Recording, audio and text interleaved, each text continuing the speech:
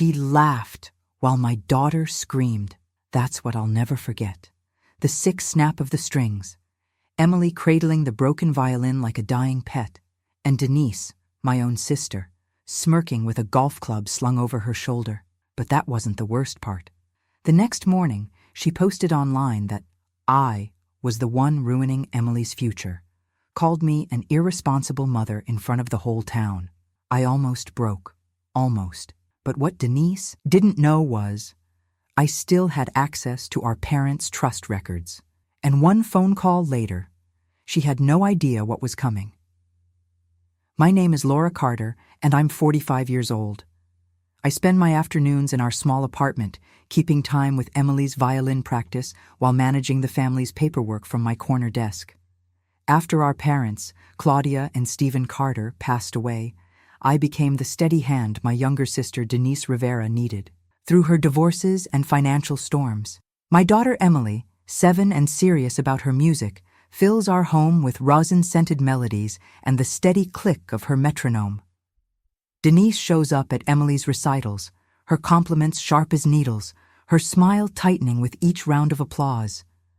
What she doesn't know is that I've kept every document, every email, every detail from our parents' estate filed away, just in case. The tension builds in her eyes whenever Emily takes the stage. But let me start from the beginning. Life had a steady rhythm back then. Every weekday after school, Emily would practice her violin for 2 hours at the city conservatory. Saturdays meant morning rehearsals, followed by our little ritual, chamomile tea and honey while I helped her work through the tough passages.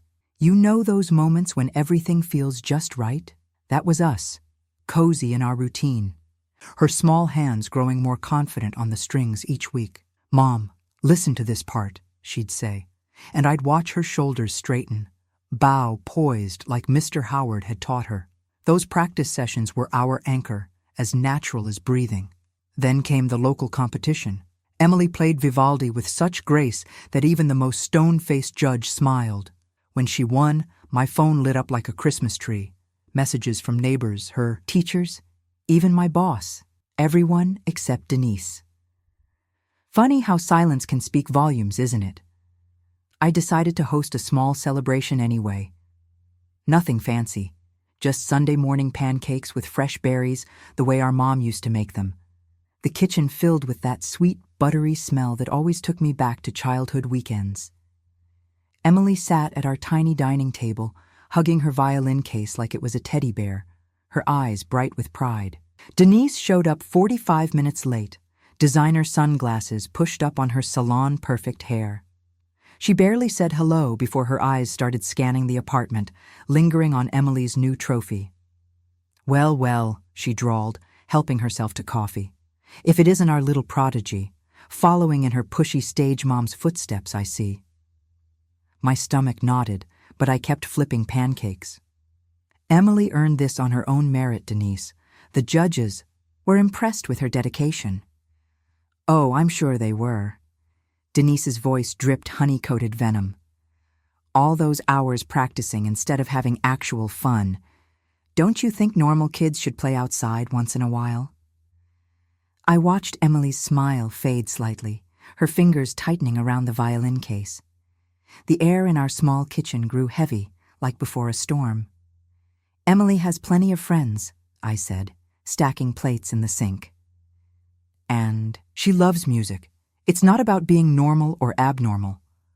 "Right," Denise laughed, that brittle sound I'd grown to dread. "Because hovering over her with that metronome is totally healthy parenting. Some mothers push dance classes, some push soccer. You're just more creative with your helicopter approach." Each word felt like a paper cut. I focused on wiping down counters while Emily slipped away to set up her practice space. The familiar sight of her violin, gleaming on its felt cloth, usually brought me peace. But when I heard Denise's golf bag clatter against the hallway wall, something cold settled in my chest. Remember how I mentioned that folder of documents I kept? Right then, watching Denise's eyes narrow at Emily's violin, I wished I'd kept it closer at hand, because some boundaries once crossed can never be unbroken. "You know what your problem is, Laura?"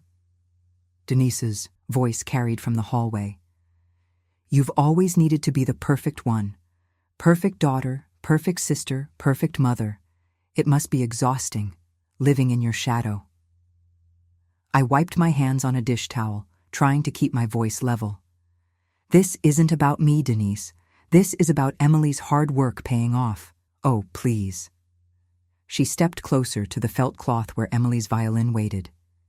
It's always been about you. Even Mom and Dad's.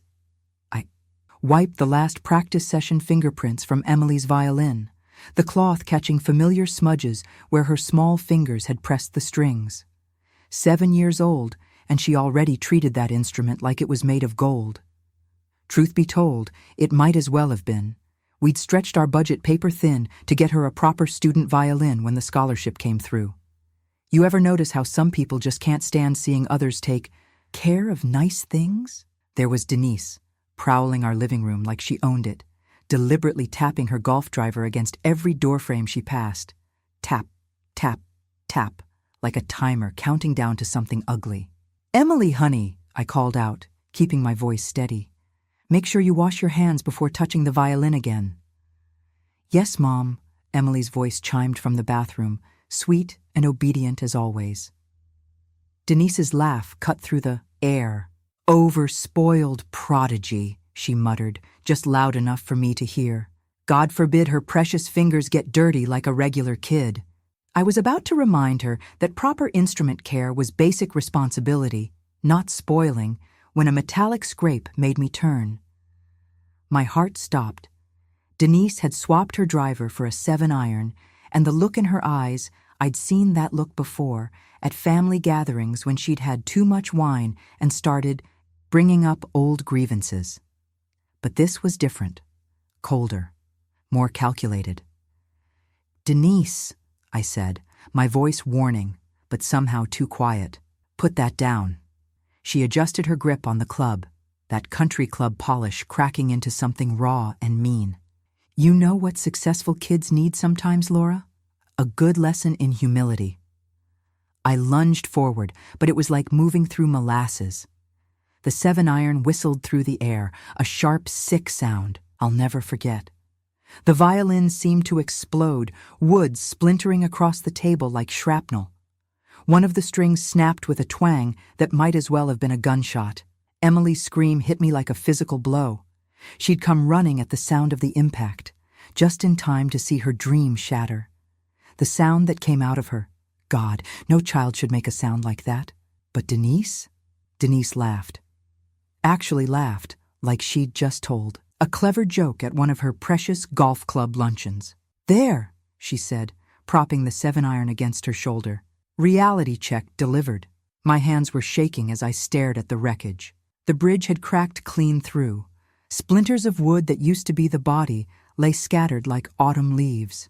Emily collapsed next to the table, tears streaming as she gathered up the broken pieces, cradling that cracked bridge like it was a wounded bird. You... My throat closed around the words. I reached for my phone, mind racing through options. Police? Small claims court? Our parents' old lawyer? Good luck replacing that on your budget, Denise purred, and every syllable dripped with satisfaction.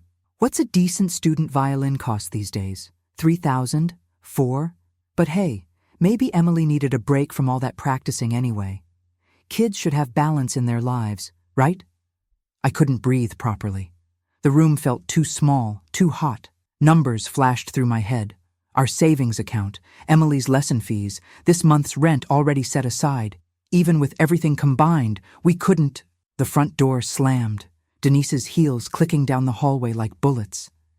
Emily's sobs filled the apartment, each one driving home what I already knew. We were in serious trouble. I sank to my knees beside her, gathering her close while my mind spun with the cold reality of deadlines I couldn't meet and dreams I couldn't protect. Mom, Emily whispered between hiccups, what are we going to do? I stroked her hair, staring at the ruins of her violin. That's the thing about being a parent. Sometimes you have to be strong even when you're terrified. But right then, watching my daughter clutch those splintered pieces of her future, I honestly didn't have an answer. Sunday morning hit like a hangover, even though I hadn't touched a drop. I'd been up since dawn, hunched over my laptop, clicking through violin shop websites until the prices blurred into one long, impossible number. You know that sick feeling when you check your bank balance and it's way lower than you thought? Multiply that by about 1,000.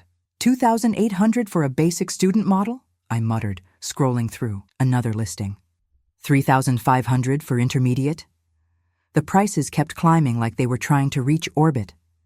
And these weren't even the good ones, just the bare minimum that might pass conservatory standards. I rubbed my eyes, remembering how Emily had finally cried herself to sleep last night, clutching her sheet music like a security blanket. How do you explain to a 7-year-old that her dream just got a price tag bigger than our savings account? The broken violin sat in its case like evidence from a crime scene, which, let's be honest, it was. I gathered up the pieces, God, there were so many, and headed for the city conservatory. Maybe they'd have options we hadn't thought of. Rental programs, payment plans, anything. Director Morozov's office always reminded me of a museum. Everything precise, everything in its place. She took one look at what was left of Emily's violin, and her professional mask slipped just enough to show real pain.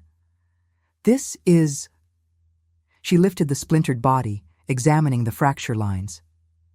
This is deliberate damage. Miss Carter, what happened? I told her. Not everything. Family shame stays in the family. But enough. An accident. A careless guest. A moment that couldn't be undone. She set the pieces down with the kind of gentle respect you'd show at a funeral. I understand this is a difficult situation, she said, reaching for a thick policy manual. However, our requirements are very clear. My stomach clenched as she flipped to a highlighted section. Ever notice how official language always sounds worse when it's read out loud? Students must maintain appropriate instruments meeting conservatory standards throughout the academic term, she recited. Failure to present suitable equipment for evaluation by semester. Deadlines may result in scholarship review and potential revocation. How long? The words felt like gravel in my throat. How long do we have? 3 weeks until semester evaluation. She checked her calendar. February 12th, to be precise. 3 weeks, 21 days, each one a tick closer to watching Emily's scholarship vanish like smoke.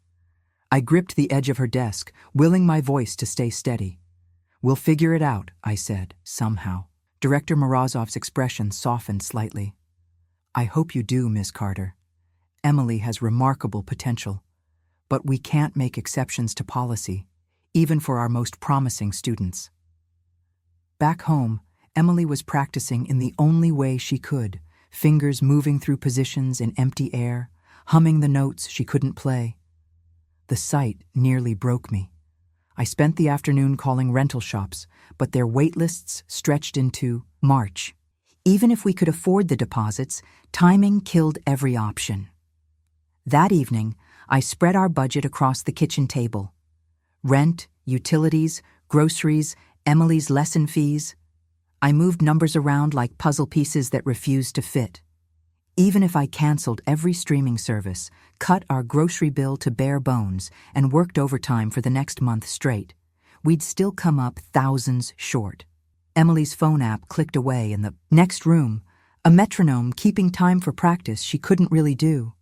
Each tick felt like a countdown, measuring out the days until her scholarship slipped away. I circled tomorrow's date on the calendar, January 23rd. Dawn would bring another round of calls, another search for solutions. The metronome kept clicking, steady as a heartbeat, as merciless as time itself. 3 weeks. Maybe you've never counted days like that, watching them drop away while you scramble for answers. But let me tell you, it changes how you hear time passing. Every second sounds like footsteps walking your dreams right out the door. Monday morning hit like a hangover, even though I hadn't touched a drop. I straightened my jacket, checked my lipstick one last time, and pushed through the heavy glass doors of First National. Maybe you know that walk. The one where you're trying to look confident while your stomach's doing backflips. Karen Bloom's office hadn't changed since I'd opened Emily's college fund there 5 years ago. Same fake plant, Same motivational posters, same practice smile that didn't quite reach her eyes. "Laura," she said, gesturing to the chair, "what brings you in today?" I laid out our situation. Well, a carefully edited version. No need to air family drama, just the basics. Damaged instrument, conservatory requirements, tight. Timeline. The numbers weren't huge. 3,000 for a decent used violin, maybe 4 for something that had really let Emily shine. Karen's smile thinned as she typed. "I see you've been with us quite a while." That tone, you know the one. When someone's about to tell you no but wants to cushion it with your valued customer status first. "Unfortunately," she continued, "we've had to tighten our lending criteria recently. With your current debt-to-income ratio and the market conditions." My phone buzzed. A text from my neighbor Linda. A screenshot that made my blood run cold. There was Denise holding court in our community Facebook group. So sad about Emily's music career ending. Some mothers just aren't responsible enough. I must have made some sound because Karen paused her rejection speech. "Are you all right?" "Fine," I managed. "Please continue." She did, but I barely heard the rest. Something about reapplying in 6 months, improving my credit score. Like Emily's scholarship would wait that long. My next stop was work, where Mark Collins, my supervisor for 3 years, couldn't quite meet my eyes. "Laura, about the overtime you requested. They're cutting back," I finished for him. The words tasted bitter. He nodded, shuffling papers. "Company-wide policy. I'm sorry. I'd been counting on those extra hours." They were my last safety valve, the one card I had left to play. Now even that door was closing. The conservatory halls felt longer than usual that afternoon. Director Morozov listened to my update, her face a careful mask of professional concern. "I can provide a letter confirming Emily's standing," she offered. "But the instrument requirements—" "Can't be bent," I finished. "I know." I was getting tired of hearing what couldn't be done. The click of heels behind me made my shoulders tense. Denise's perfume, always too strong, wrapped around me like smoke. "Ready to admit defeat?" she whispered as she passed. "It's easier if you just give up now." I kept walking, didn't trust myself to speak. The mailbox held one more punch, a credit card denial, in an ominously official envelope, red-stamped "Declined" across the front. Like I needed another reminder. Our apartment felt empty when I got home. The violin stand by the window, where Emily's instrument used to catch the afternoon light, stood bare. A ghost of better days. From Emily's room came the soft scrape of her practice bow moving through air, followed by a muffled sob. I knelt beside her bed, heart cracking at the sight of her tear-stained music sheets. "I'm still practicing, Mom," she whispered. "So I won't forget."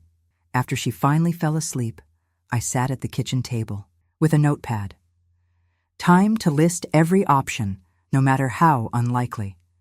Legal lenders, instrument rental shops, distant relatives, each line a possibility, each one probably another dead end. My pen hovered over one last name, someone who might help, someone I'd been avoiding. But writing it down meant admitting how desperate things had gotten. The empty violin stand caught moonlight through the window, casting a shadow like a question mark across my list. Tuesday morning, I hit the phones like it was my new career. You ever try calling 17 music shops before your first coffee kicks in? Every conversation followed the same script. "Rental wait lists about 6 weeks, the first clerk said. 8 to 10 weeks minimum, offered the second. By call number 12, I could mouth the words along with them. Sorry, huge demand, holiday season coming, maybe try back in spring. Spring. Wouldn't help Emily keep her scholarship this semester. Around 2 o'clock, I pushed through the door of Music Mart on Elm Street. The bell's jingle felt like mockery. Rafael Ortiz, his name tag slightly crooked, looked up from behind the counter. The place smelled like polish and fresh strings, making my heart ache for Emily's lost violin. "Rental options?" I asked, trying to keep the desperation out of my voice. He shook his head before I finished the question. Wait lists. I know, I cut in. What about anything temporary? Just something to get through a few weeks? Raphael disappeared into the back room. When he returned, he held out a plastic bow like it was evidence in a crime scene. It's meant for beginners, he said apologetically. Pairs with those starter violins from toy stores. The kind Emily already had, gathering dust in her closet since she was 5. The kind serious musicians use as doorstops. I'll take it, I said, hating every word. That evening, I watched Emily try to tune her old toy violin. The plastic pegs kept slipping, each attempt at adjustment ending in another sour note. Her small fingers worked with the same precision she'd used on her real instrument, but this violin refused to cooperate. "It's okay, Mom," she said, forcing a smile that broke my heart. "I can still practice." She started, Twinkle, Twinkle, the first piece she'd mastered 2 years ago. The melody came out in whispers, fighting against strings that wouldn't stay in tune. Each note wobbled and died, like a butterfly with broken wings trying to take flight. Between attempts, I worked on Plan C or D or whatever letter we'd reached, checked Facebook Marketplace for used instruments, plotted a weekend yard sale that might bring in a few hundred if we were lucky. The calendar on the wall seemed to mock me. 3 weeks circled in red, each day a reminder of what we were losing. That night, tucking Emily into bed, I tried to sound stronger than I felt. "Your talent's bigger than any instrument," I whispered, smoothing her hair. "It lives in your heart, in your mind." She looked up at me, eyes too serious for 7. "Will the conservatory send me away?" The question hung there, heavy as lead. I couldn't lie to her. "We're doing everything we can to make sure that doesn't happen. I practice the fingerings every night," she said softly, "so I won't forget." After she fell asleep, I sat at the kitchen table, hands wrapped around a mug of tea gone cold. For 1 raw minute, maybe the lowest point since this nightmare began, I let myself consider accepting defeat. Let the weight of all those closed doors and dead ends press down on my shoulders. The radiator clicked in the silence, steady as a metronome. Each click felt like it was counting down our last threads of hope, measuring out the distance between now and the day I'd have to tell Emily her dream was over. I stared into my tea, seeing nothing but dark reflections. The toy violin sat on the coffee table, its cheap varnish dull under the kitchen light, a poor substitute for the instrument that had carried Emily's future in its polished curves. You know that moment when hope shows up wearing sensible shoes and carrying a scuffed leather satchel? That was Mr. Howard on my doorstep Wednesday morning. The knock startled me. I'd been staring at yet another rental waitlist email. Through the peephole, I saw his familiar gray hair and kind eyes. He'd been Emily's first real audience, back when she played hot cross buns at the community center. "Laura," he said as I opened the door. "Thought I might find you home." The apartment was a mess of papers, loan denials, violin catalogs, price quotes that made me queasy. I started gathering them up, but Mr. Howard waved me off. "Leave it," he said, setting his satchel by the chair. "Sometimes chaos tells the truest story." I hadn't seen him since Emily's last community recital, before she won her conservatory spot. He'd always sat in the front row, sheet music balanced on his knee, nodding, along to every piece. "Tea?" I offered, mostly to keep my hands busy. "Please." He settled into the kitchen chair, eyes taking in Emily's empty music stand by the window. "Where's our girl?" "School." I filled the kettle. "She's still going to regular classes. The conservatory lessons are afternoons." "We're afternoons," he corrected gently. My hands shook a little, setting out the mugs. "We're working on that." He waited until I'd poured the tea, then leaned forward. "Tell me something, Laura. Why was your sister carrying golf clubs through an apartment during violin practice?" The question knocked the air from my lungs. I sank into the chair across from him. "You saw her?" "Tuesday before last. I was dropping off some old sheet music for Emily. Saw Denise in the hallway, looking like she was headed to the country club. Except the course is clear across town." The tea burned my throat. "You know what happened? Community's small. Music circles are smaller. He stirred his tea carefully. But I'd rather hear it from you. So I told him. The competition win. The uninvited visit. The 7-iron coming down like judgment. Emily's screams. The conservatory's deadline. The loan denials. Denise's whisper campaign about my parenting. Mr. Howard listened without interruption, though his knuckles went white around his mug when I described the violin shattering. 3 weeks, he said when I finished, to find thousands you don't have. I nodded, too tired to even feel the shame anymore. And you've tried everything? Everything I can think of. Banks, credit unions, overtime. Interesting. He reached for his satchel. Because I can think of one call you haven't made. The leather creaked as he opened it. I watched him pull out a single business card, sliding it across the table like he was dealing a winning hand. Raymond Locke, estate and probate law, my parents' attorney. His name was underlined in blue ink. I kept all the estate paperwork, I said slowly. After Mom and Dad, I have a whole binder, but I didn't think... Call him. Mr. Howard tapped the card. Tonight. I picked it up, turned it over. There were 2 numbers, the office line I remembered, and below it, a cell phone scratched in Mr. Howard's careful handwriting. How did you... Ray and I go way back. Church choir. He smiled slightly. He answers that cell phone any time. The room seemed to tilt as I stared at those digits. Something long ignored was lighting up in my mind, like a dusty bulb finally getting power. Laura, Mr. Howard's voice brought me back.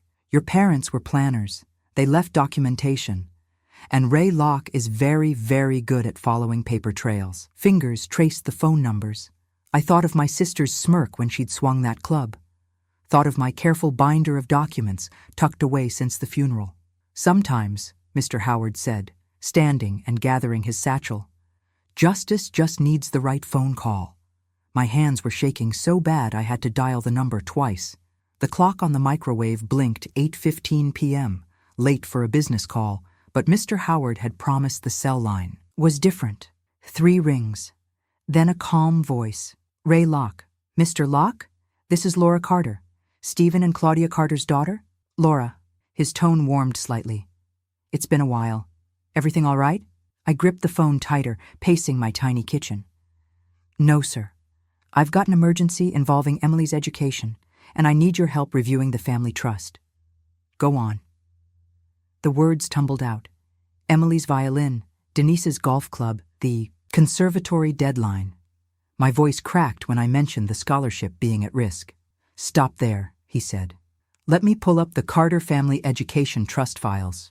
Keys clicked in the background. You still have copies of the estate documentation?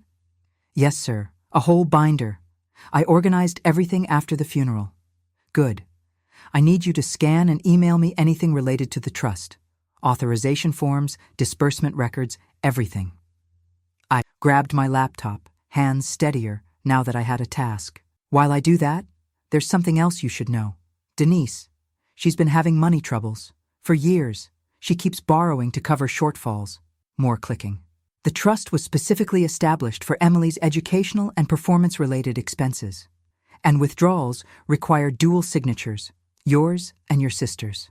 The scanner hummed as I fed in documents. That's right, I remember signing the setup papers. Have you authorized any withdrawals recently? No, sir, not one. Silence except for keys tapping. Then, I'm looking at several substantial withdrawals over the past 8 months, all with digital signatures.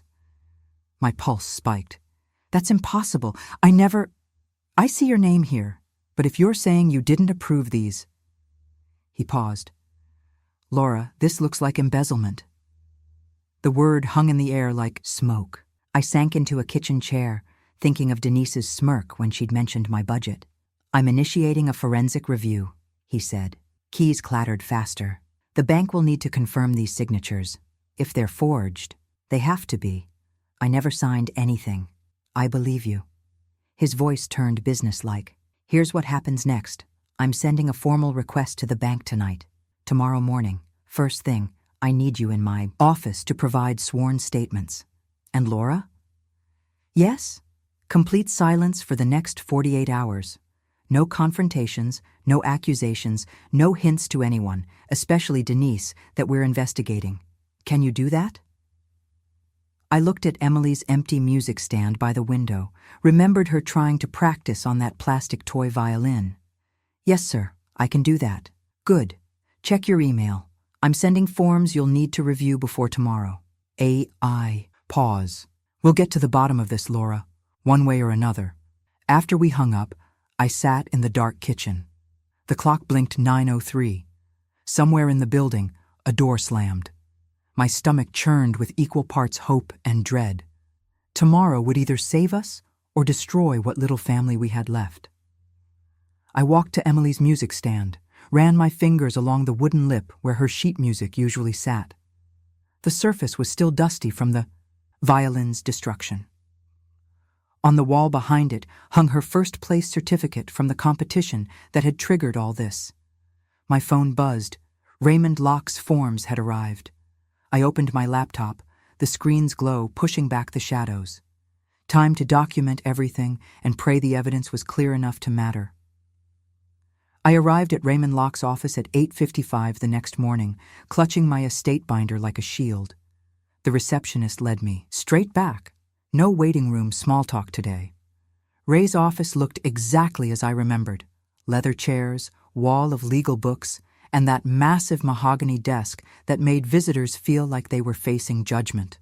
He stood as I entered, gestured to a chair. "Coffee?" he asked. "Please, black." My voice sounded steadier than I felt. A paralegal I hadn't met brought 2 cups and a stack of forms. Ray didn't waste time on pleasantries. "The bank's forensic investigator is joining us by phone in 2 minutes," he said, spreading documents across the desk. "We'll need detailed statements about the trust setup, your signature protocols, and any discussions you've had with Denise about fund access." I pulled out my own papers, account statements, trust documents, even old texts from Denise about money. I brought everything I could find. The phone buzzed. "Mr. Locke?" "Sarah Chen from First National's Fraud Division." "Good morning, Ms. Chen. I have Laura Carter here with me. Shall we begin?" What followed was 2 hours of methodical documentation. I signed sworn statements about never authorizing withdrawals. The paralegal notarized page after page while Ms. Chen confirmed transaction details. "We've identified 8 separate withdrawals," she reported, totaling just over $47,000, all transferred to a personal account belonging to Denise Rivera. My coffee went cold as I listened to dates and amounts. Each withdrawal felt like another betrayal. "The digital signatures," Ray said. "Can you confirm their origin?" Yes.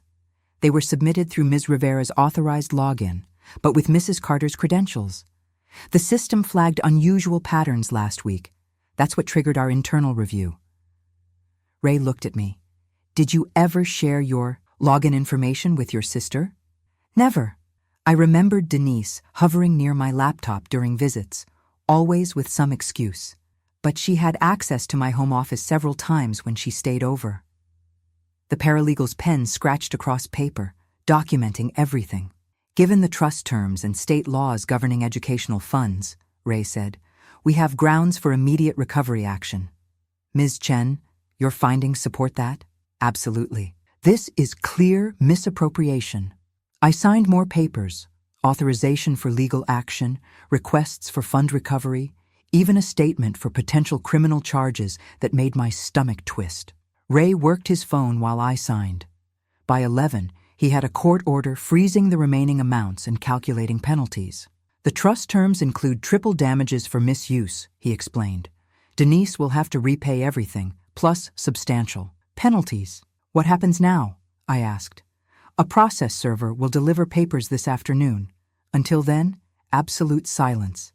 If Denise contacts you, say nothing about this meeting or the investigation. Understood?" I nodded, gathering my things.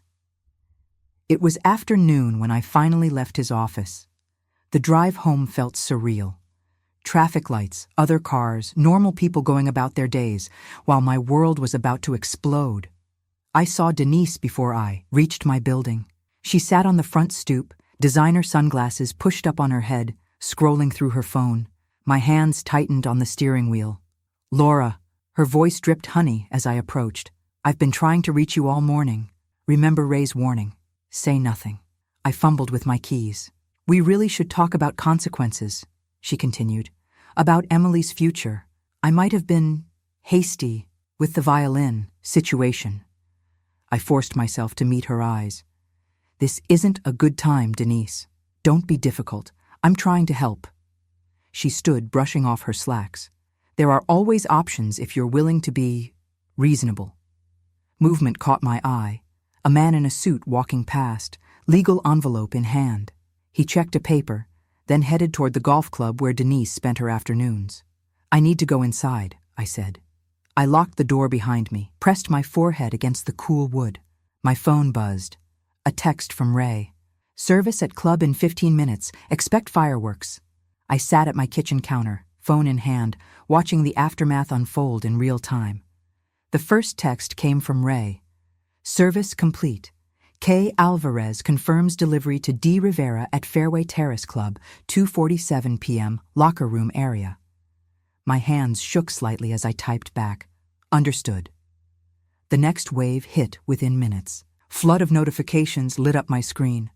First from the local community board, then the golf club's private group. Someone had posted the public court filing. I watched the document spread, complete with trust clause details and those damning withdrawal dates. Due to serious allegations regarding misappropriation of protected educational funds, Maya Jensen's official club statement read, "Ms. Rivera's membership is suspended pending full investigation." The Fairway Terrace Club maintains zero tolerance for financial misconduct. Remember how quickly playground alliances could shift in grade school? This was that, but with grown women who played golf. Denise's usual chorus of supporters went dead silent. The same people who'd laughed at her humility lesson jokes last week were now sharing those court documents with little shocked face emojis. I sipped cold coffee, scrolling through the fallout. The Charity League quietly removed Denise from their upcoming gala committee. The Garden Club's spring tour suddenly had a scheduling conflict with her showcase spot. Her tennis foursome found a last-minute replacement. Then came Denise's desperate counterpunch, a long social media post about jealous relatives and misunderstandings that somehow painted her as the victim. But she'd miscalculated. The comments section turned into an impromptu trial. "Wasn't this right after you broke your niece's violin?" posted Sandra from her Tuesday golf group. "Speaking of misunderstandings, care to explain the $47,000? Added another club member. "My daughter took lessons with Emily. Shame on you," wrote a dance mom I barely knew. The notifications kept pinging. I set the phone down and pressed my palms against the cool counter, trying to steady myself. This wasn't about revenge. It was about justice. Still, watching Denise's carefully curated social world implode felt like watching a house of cards collapse in slow motion. My voicemail light blinked. Mr. Howard's steady voice filled the kitchen. "Laura, you're doing fine. Hold steady now. Let the paper do the talking. Some battles win themselves once truth hits daylight." I checked the conservatory calendar on the fridge. 2 weeks left until Emily's deadline. The empty violin stand by the window seemed to mock our timeline. But before I could spiral into worry, my phone lit up with an urgent email from Ray. "Emergency hearing scheduled for tomorrow, 9 a.m. Judge Matthews reviewing penalty calculations and immediate restitution timeline. Be ready for quick movement on funds if approved." I read it twice, hardly daring to hope. An expedited hearing meant the court saw clear evidence. Clear evidence meant faster resolution. Faster resolution meant... My hand gripped the counter edge as I allowed myself, just for a moment, to imagine Emily holding a real violin again. The ticking clock that had haunted our apartment for days seemed to slow, just slightly, as justice found its rhythm. I picked up my phone one last time, scrolling past Denise's increasingly desperate attempts to control the narrative. Each refresh showed another small collapse in her social circle, another invitation quietly withdrawn, another acquaintance suddenly too busy for lunch. Mr. Howard was right. Sometimes the papers do the talking. And right now, Those court documents were speaking volumes. I arrived at the courthouse 15 minutes early, my hands clutching a manila folder of documents I probably wouldn't need. Ray met me at the security checkpoint, his usual calculated calm on full display. "Ready?" he asked, straightening his tie. I nodded, though my stomach was doing somersaults. You ever notice how courthouses smell like old paper and anxiety? That morning, it was thick enough to taste. We settled into the hard wooden benches in courtroom C. I kept my eyes forward when Denise slipped in with her lawyer, but I could feel her stare burning into the back of my head. The woman who'd laughed while destroying a child's violin was about to learn about consequences. Judge Matthews didn't waste time on pleasantries. She dove straight into the ledgers, her reading glasses perched low on her nose as she flipped through page after highlighted page. "These signatures," she said, holding up one document. "Ms. Rivera, you'll note the requirement for dual authorization on all withdrawals from the Carter Family Education Trust." Denise's lawyer tried to interrupt with some technical argument about digital banking protocols, but the judge wasn't having it.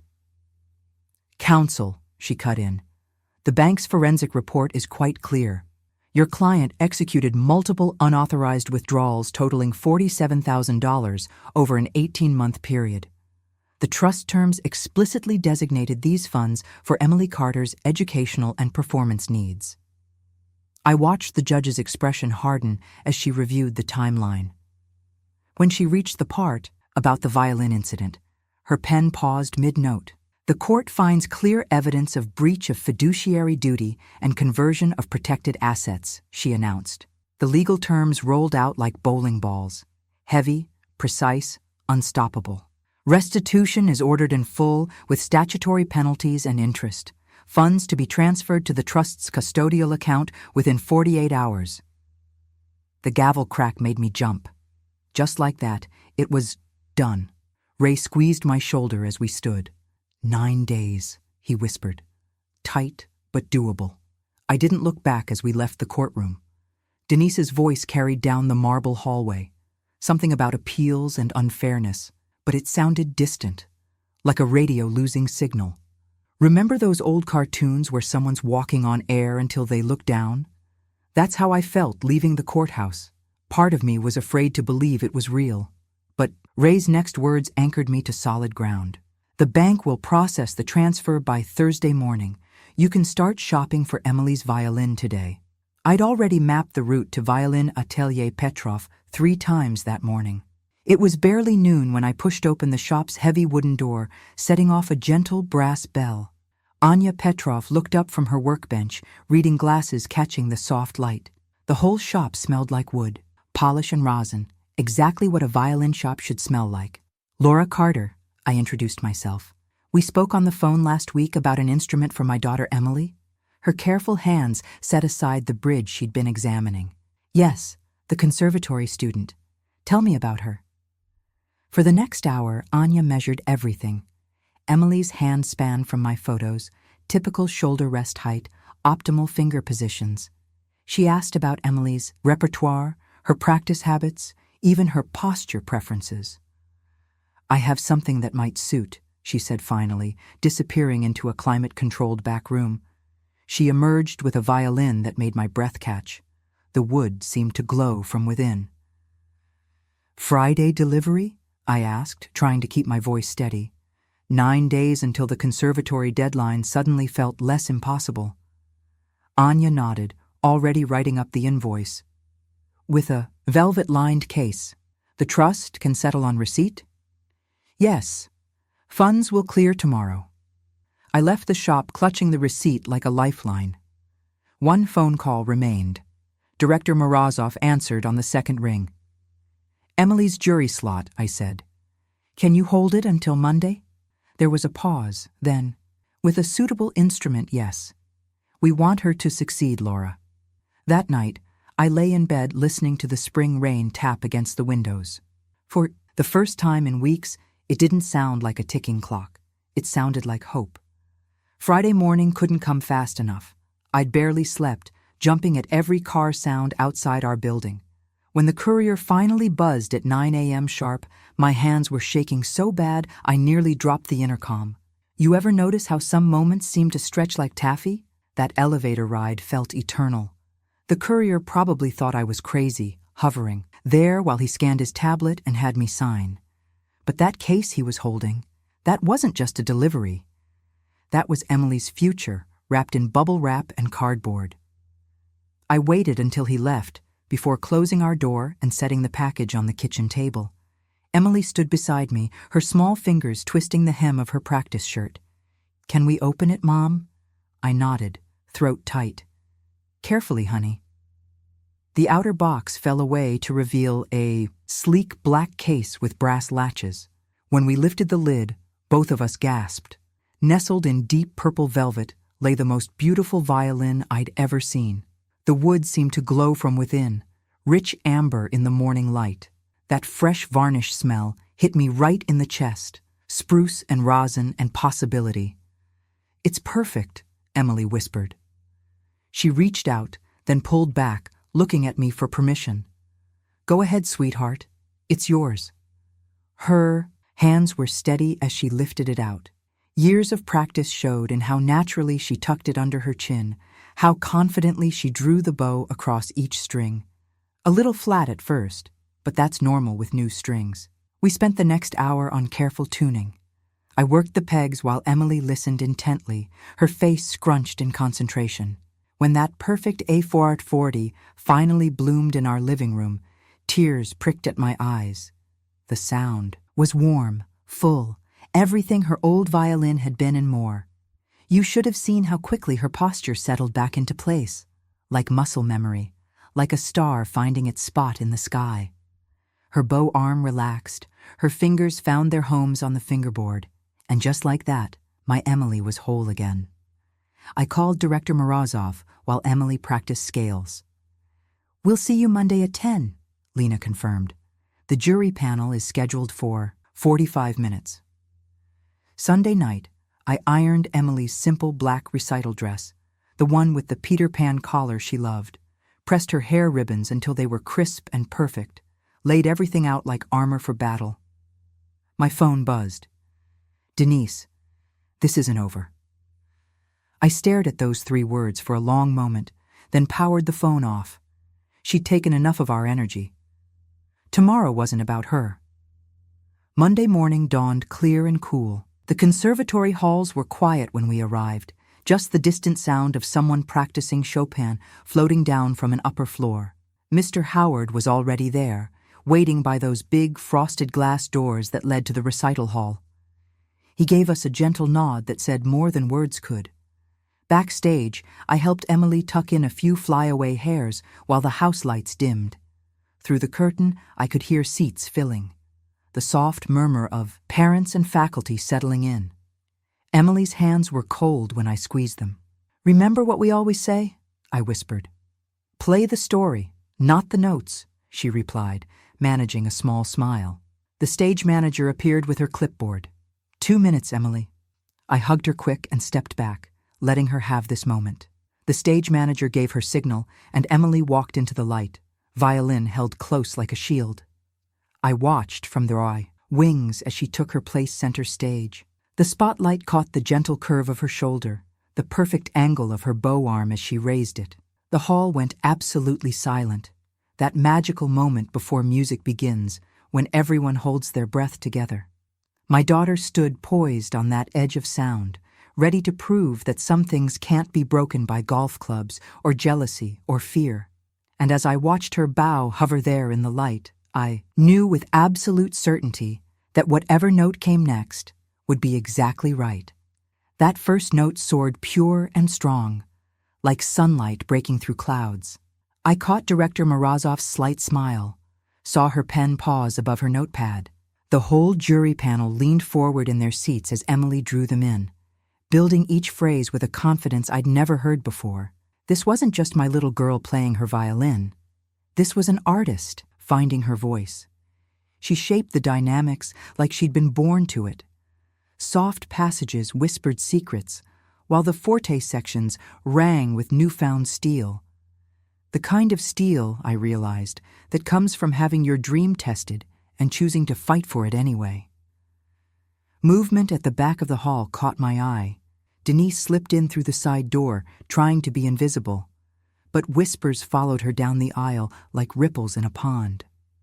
Several audience members turned to stare, phones discreetly lighting up as they checked the court documents that had been circulating online since morning. I almost felt sorry for her. Almost. Her carefully maintained country club polish had cracked. Her face was pale, shoulders hunched under her designer blazer. She'd lost that brittle sparkle she always carried, the one that masked meanness as mischief.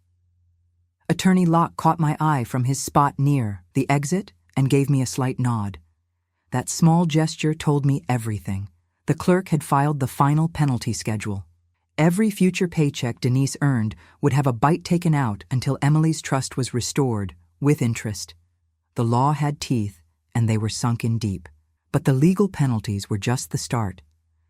I'd heard through the grapevine that the Fairway Terrace Club Board had called an emergency meeting.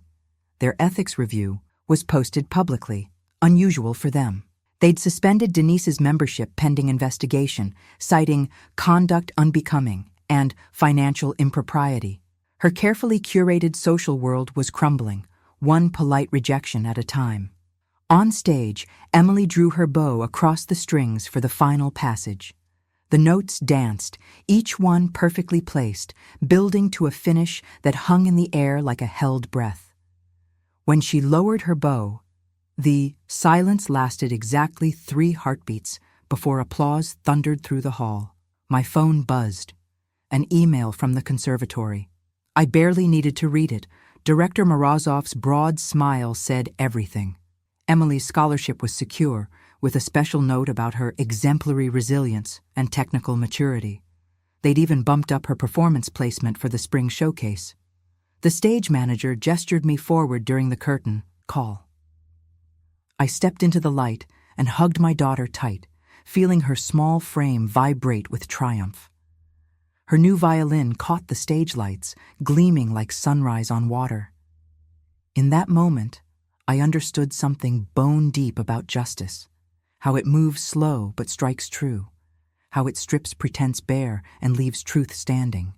Denise was already gone from her seat, but her empty spot spoke volumes. She'd lost everything she valued: money, status, the illusion of power.